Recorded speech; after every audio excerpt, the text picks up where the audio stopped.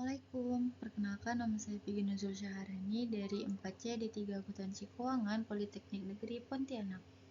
Di sini saya akan menjelaskan tentang akuntansi manajemen berbasis aktivitas, yaitu dari mata kuliah Akuntansi Manajemen, bab 2 Akuntansi berbasis aktivitas atau modul 3. A. Konsep dasar ABM.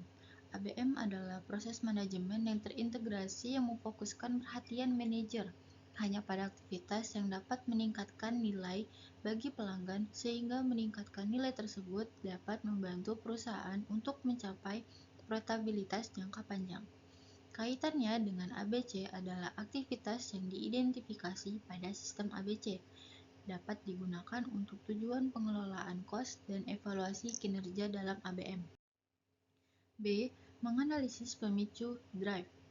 Analisis drive merupakan usaha yang dikerahkan untuk mengidentifikasi faktor-faktor penyebab timbulnya suatu kos aktivitas. Seringkali akar penyebab suatu kos aktivitas juga merupakan akar penyebab aktivitas lain yang terkait. Maaf ya, ini typo. C. Kos aktivitas dan pemicu kos atau cost driver. Kos aktivitas adalah semua pengeluaran atas semua faktor produksi, seperti tenaga kerja, mesin, sistem, komputer, dan sebagainya. Untuk melakukan suatu aktivitas, dengan kata lain, kos aktivitas adalah semua pengeluaran yang timbul akibat dilaksanakannya suatu aktivitas. Langkah-langkah menghitung kos aktivitas. 1. Pilihan dasar kos atau cost basic, yaitu dasar aktual, standar atau anggaran atau dianggarkan. Yang kedua, lakukan penelusuran sumber daya. Yang pertama, identifikasi semua aktivitas yang terjadi. Yang kedua, kelompokkan aktivitas-aktivitas tersebut menjadi kelompok homogen. Yang ketiga, hitung besarnya kos yang dikonsumsi oleh setiap aktivitas. Yang ketiga, tentukan pemicu kos atau ukuran aktivitas dan volumenya. Yang keempat, hitung kos aktivitas per unit dengan cara atau total sumber daya yang dikonsumsi dibagi volume aktivitas. D. Menganalisis aktivitas. Analisis aktivitas adalah seperangkat teknik yang dipergunakan untuk mengidentifikasi aktivitas yang signifikan dari suatu organisasi sebagai dasar untuk memperoleh gambaran dan informasi tentang proses bisnis suatu organisasi dan menganalisis kos dan kinerjanya secara detail. Ada 4 yang memicu menganalisis aktivitas. Yang pertama, aktivitas-aktivitas apa saja yang dilakukan perusahaan. Yang kedua, berapa banyak orang yang terlibat dalam suatu aktivitas. Yang ketiga, berapa banyak waktu dan sumber daya yang diperlukan untuk melakukan suatu aktivitas. Yang keempat, adakah dampak tambahan nilai suatu aktivitas terhadap perusahaan maupun pelanggan. D. Yang 4 tahapan analisis aktivitas yang sudah dijelaskan di atas itu ada 4 tahapan lagi nih untuk menganalisisnya. Yang pertama, identifikasi tujuan proses dan luas lingkup analisis aktivitas atau Identity Process Objective and Activity Analysis Scope. Yang kedua, pencatatan dengan grafik atau record by charting, yaitu melakukan pencatatan seluruh aktivitas yang dipergunakan selama proses menghasilkan output mulai awal sampai akhir. Yang ketiga, pengklasifikasian atau klasifi, yaitu melakukan pemilahan dan pengelompokan terhadap aktivitas-aktivitas tersebut.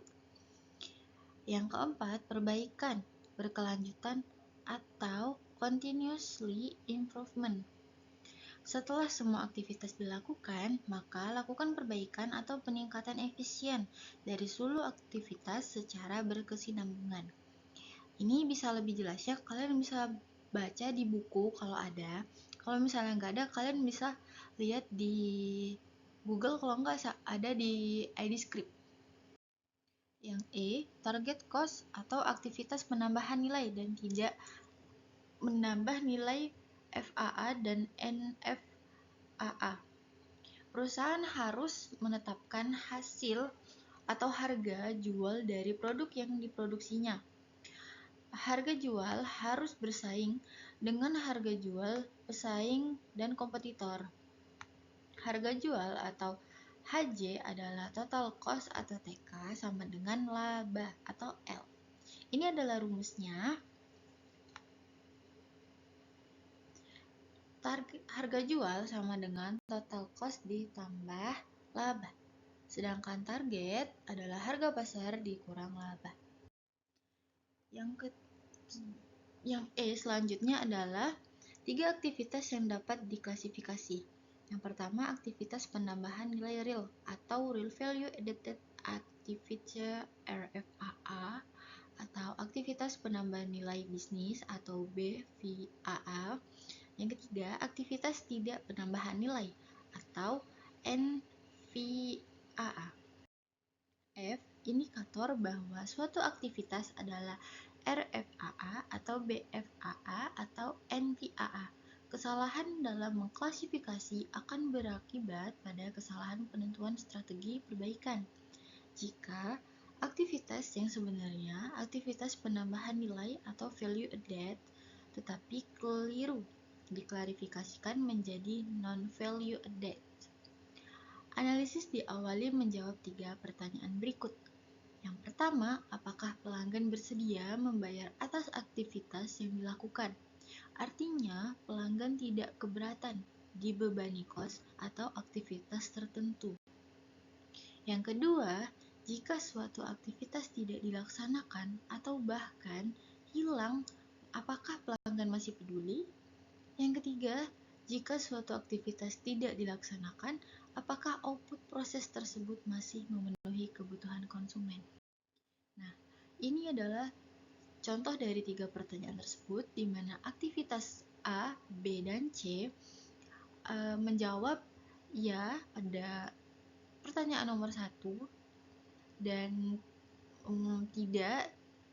Sedangkan pertanyaan nomor 2, aktivitas A menjawab ya, aktivitas B menjawab tidak, aktivitas C menjawab tidak. Sedangkan yang pertanyaan nomor 3, aktivitas A menjawab tidak, aktivitas B menjawab ya, aktivitas C menjawab tidak. Maka klasifikasi aktivitas RVAA dan NVAA, yang terakhir BVAA. Jika tidak jelas, kalian bisa tanyakan di kolom komentar. Baik, terima kasih. Sampai sini penjelasan saya. Terima kasih sudah mendengarkan. Mohon maaf dan sampai jumpa.